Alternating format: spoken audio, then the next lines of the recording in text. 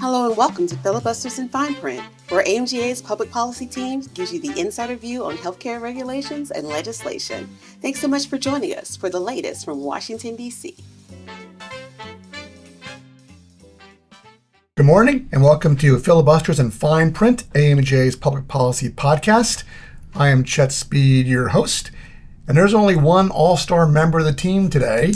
That'll be Daryl Drevna. Hi, everybody.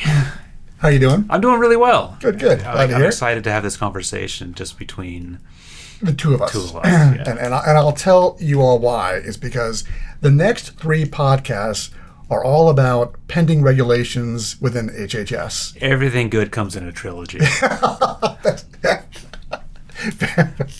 Our spiritually the Holy Trinity. Exactly. Yeah, sure. Okay, very good. Mike is shaking his head and like, no religion. Right. HR is upset. Got it. We will keep moving on. But I have to say, I was coming to work this morning, and on the radio was a song called Regulate. Warren G. Very good, right. And so that set the whole stage for the next three podcasts. It's a sign. It is a sign. So we will start with, if you don't mind, the physician fee schedule. Got it. Okay. So that proposed rule came out just recently. Yeah, July just a couple 14th. days ago. Yeah. And comments are due, I guess, mid-September or thereabouts. Yep, September 14. Okay. So you have time to write your comment. I do. I've got about 2 months. Because there are a bunch of issues in the proposed rule, which we'll cover today, and which we're going to cover for the next several weeks as we write our comment. The headline, of course, the conversion factor. There's about a 1.2% cut to qualifying APM conversion factor for 2027, and I think a corresponding 1.7% cut to the conversion factor for non-qualifying APM participants starting in 2027. Of course, that does reflect the fact that the 2.5% increase that Congress passed to the conversion factor for 26 will expire. Right. So cuts are back into place. And of course, the mandatory ambulatory specialty model is going to kick in full effect in 27, which will impact some AMJ specialists who treat heart failure and back pain. But why don't we start with some questions? And because this is a reg-focused podcast, Daryl gave me two outlines to work from. The first one was very in-depth, then he gave me a second one, and then he told me he didn't care which one I used. Yeah. So I will do my very best to keep track. Okay, so Daryl, the conversion factor, the 2.5% bump that Congress passed ends in 2026. So what does that mean for the starting point for the 2027 conversion factor? Sure, yeah. No, so CMS's hands are largely tied with how this works. The formula is very specific on what CMS has to do. And when Congress passed that 2.5% bump for the current year, it expires for this fee schedule, and the rules and regulations that CMS operates under requires them to ignore that 2.5% bump. So you got to go back in time a little bit to figure out what would the conversion factor have been absent that 2.5% bump. And then they put that through their supercomputer over there, and it spits out Claude, exactly. Like, what would the conversion factor be? And then it tells you exactly how much. And Claude tells you? Claude tells you, okay. Yeah. And it's probably accurate, which is getting creepier and creepier. Unlike Claude. So, yeah, that's why, a lot of this is kind of like, well, I told you so, or we told you so. Like, this is that, that predictability and stability that AMGA has been talking about for quite a number of years now. Unfortunately, that predictability is we knew this was going to be a cut, and the stability is we knew it was going to be another decrease. So that's something we're working to fix with Congress. But ultimately, this is the, second year in a row, so to speak, where the only reason there would have been an update is because Congress intervened. Yeah. And they haven't at this, the fee schedule came out just a few days ago, so they haven't had a chance to even digest this thing yet. But top of line, the proposed conversion factors are down, those percentage points that you just referenced, and it's the second year where you've got that split QP versus non-QP. So they're trying to push folks to value. Now I know, so we do have conversion factor cuts going into 2027. I know you actually disinvited Lauren, Jamie, and Alicia from this conversation because it's not legislative-based. Correct. But those three will have to be working on a conversion factor fix with Congress, presumably in the lame duck session of Congress, which is typically November, December. That is when that fix typically happens. So they will have work to do to try to get another bump up so the members don't see a cut in the conversion factor next year. Yeah, I look forward to listening to their podcast about that. They may not invite you. I wouldn't invite me. All right, very good. Well, let's talk about something good right now. All right. So we have the conversion factor cut, but as part of the proposal, there were some changes to the G2211. Wow, we're going to deep dive. Yeah, that is a deep dive. Yeah. Sadly, I even know what that means. But why don't you let the members know what it means, what the changes have been made, and there's impacts to both all practicing providers as well as ACO specifically. ACOs, yeah. So this is the problem. This is good. Kind of a big deal here. Under current year, it's a fixed payment of about $17, give or take, depending. And what CMS is doing here, if you're gonna use the G2211 code, it's a proposed modifier which would actually scale with the intensity of the underlying services. So theoretically, a higher level E&M visit would have a proportionally higher payment if you report it with that modifier. So, your actual payment for 2027, if you're going to use this code, is going to be dependent on the final code level RVU, and then the application, are you a QP or not QP, and some other adjustments. So many acronyms. Yeah, no, it's QP, non-QP, RVU. Wow. So Mike is like, this is a seller. This is it can't be. I don't know what we're going to call this, like RVU adjustments with E&M, and that'll get everyone listening. I think so. Listening to something else. Mike's like watching our ratings crater. But move on. So this is like, we have a trilogy plan, but they're gonna I don't think we're gonna make episode 2 and 3. So everyone's like, hey, this could be a big deal, but it's not this open-ended, payment adjustment. There's some guardrails around it, and CMS said that not every E&M encounter inside an ACO would qualify for this, proportional adjustment with G2211. So to qualify, the visit's going to have a longitudinal relationship, and increased time and complexity, time, intensity. So, for example, a routine visit with another available clinician in the ACO may not qualify if they don't have that, that time in or that patient's longitudinal care. That said, one of the other modifications here is it's not limited to just primary care or cognitive specialties.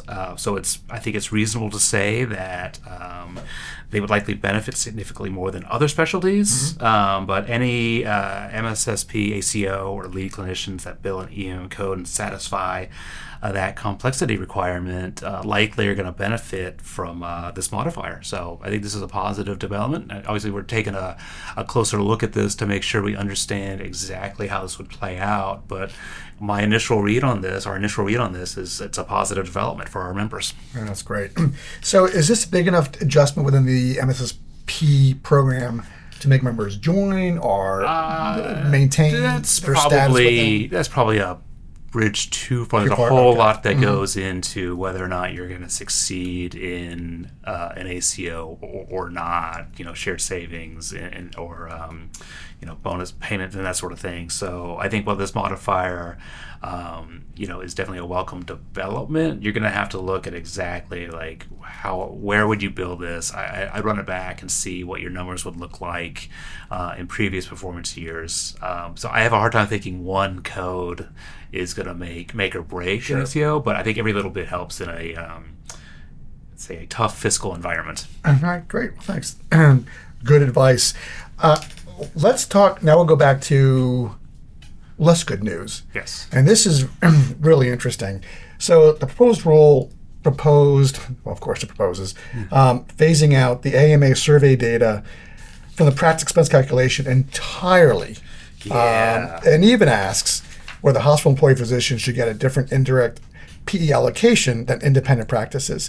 I know the AMA has been under the gun for 30 years for various survey data and the ARC process, et cetera. Right. But they do seem to be taking a shot at the survey data with an idea of starting limiting the hospital-employed physicians' PE allocation. This is another shot or another step, incremental step in pushing their site-neutral policies. So this specific proposal that you're asking about, this continues a multi-year shift away from the reliance on the AMA, practice expense survey data, and CMS is looking for what they're calling like a more objective, auditable, cost data. So what they're specifically doing is phasing out that like the final step of the PE methodology in favor of a stabilizer, which is designed to reduce short-term volatility in the practice expense. So, and I think the big thing here is there's this RFI that's sort of buried in part of this proposal, and they are seeking comments on whether that facility, non-facility, site of service payment differential is still appropriate at all. Wow. So what does that mean, right? It's should indirect PE allocated to hospital-employed physicians be reduced even further, potentially to zero.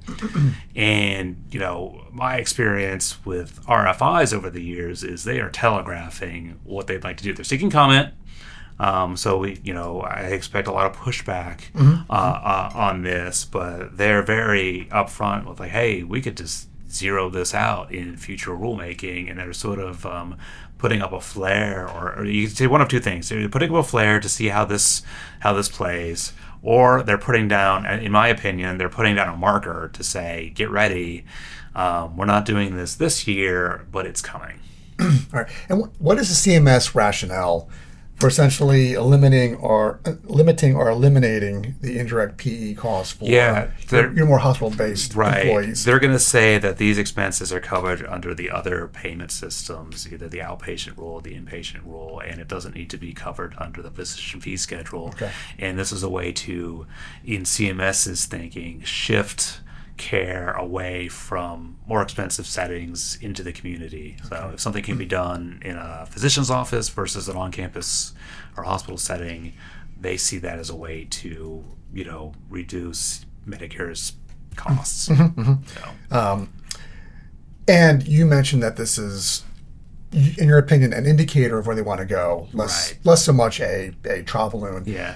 And that sounds right, because last year they also took some changes in the indirect PE allocation for hospital-based physicians, and there was that efficiency adjustment, that site of service differential. You're going to pay 50% less, that sort of thing, and it's just this incremental approach where they're sort of, I'm sure our members would agree, they're nibbling around the edges here without going full bore quite yet, but they're doing what they can regulatorily without clear instructions from Congress to really address effectively site neutral payments. It does feel, and Congress has always taken a look at site of service, and they have not really been able to enact many major changes. It does feel like they are sort of almost not abdicating, but asking CMS to get involved in this policy battle. Well, it's a tough vote to take, right? I can imagine. Congress bravely ran away, with my shocked face, Jamie just shuddered. Yeah. But no, if they can do something regulatorily that's never going to make headlines, you probably heard me say this before, it's buried in regulation. You've got to be in the nitty gritty. System CFO is going to be very aware of this. Absolutely. But outside of that, it's really, it's very tough to explain, to understand, and it's going to vary based on every system is going to feel this a little bit differently. Of course. All right. Well, thanks for letting us know. And I think there's some site neutral changes in the OPPS rule as well. We'll get to that next week. But there is a trend. There's definitely a trend. They're clear, as they say in law school, indicia. Oh. Of where, I'm a lawyer. Wow. Of where they want to go.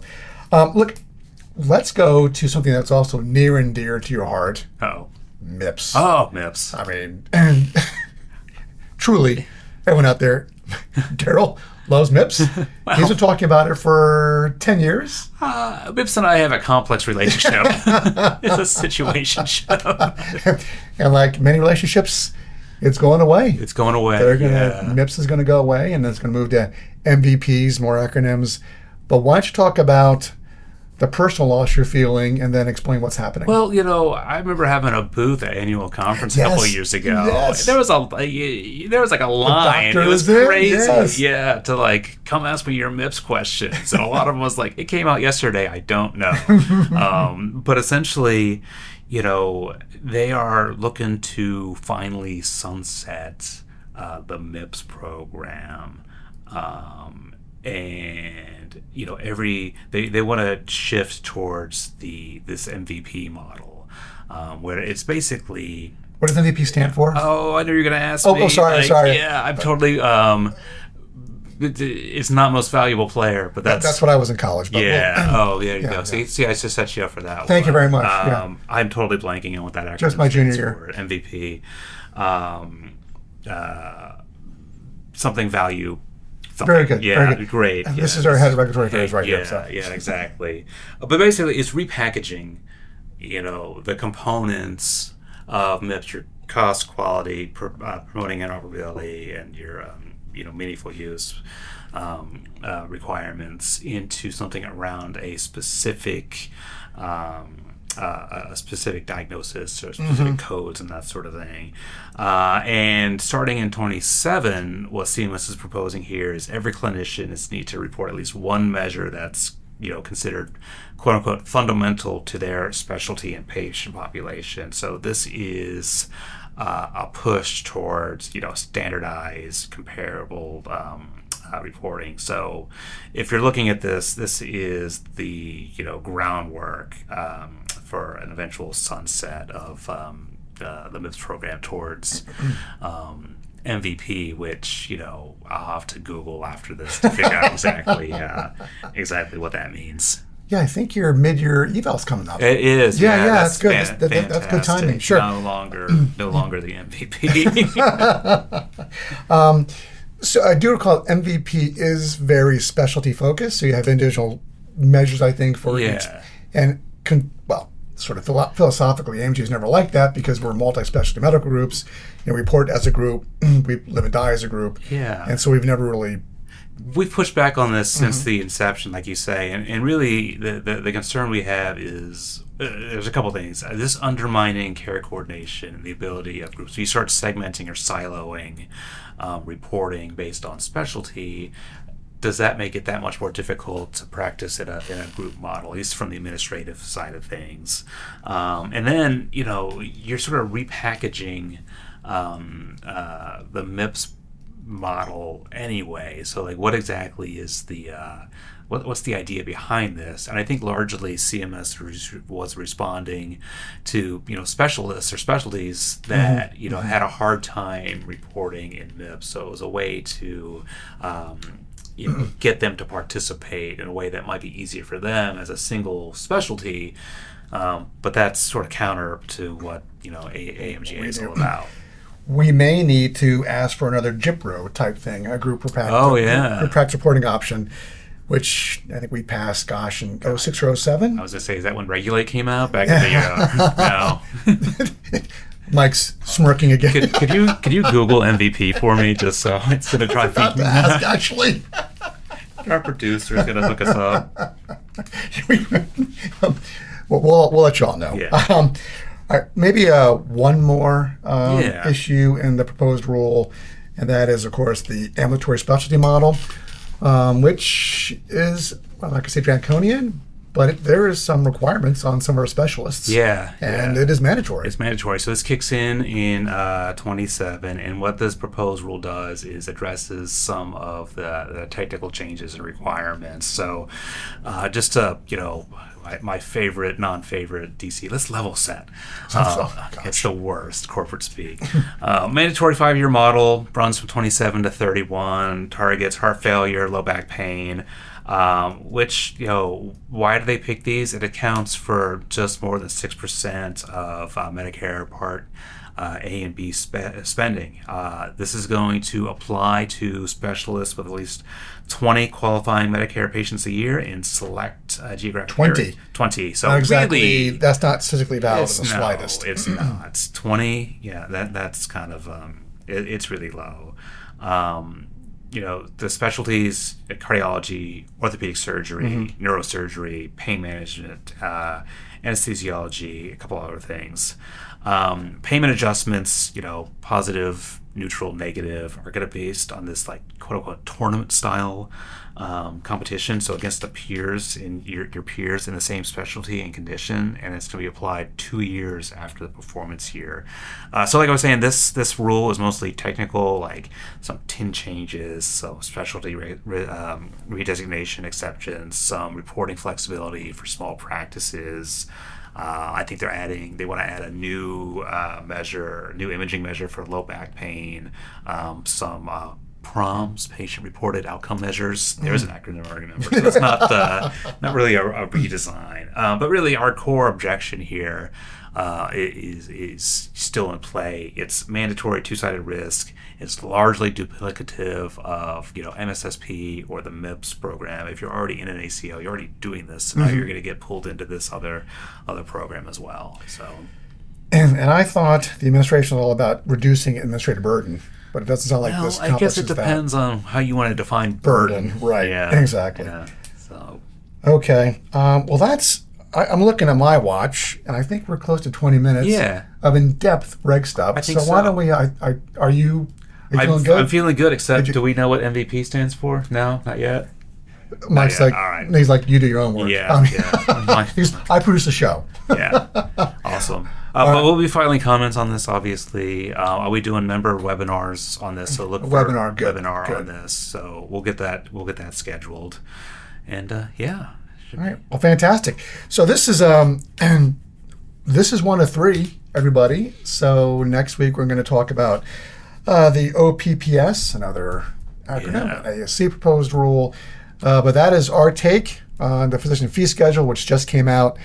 If you have any questions or comments, please ask me or Daryl.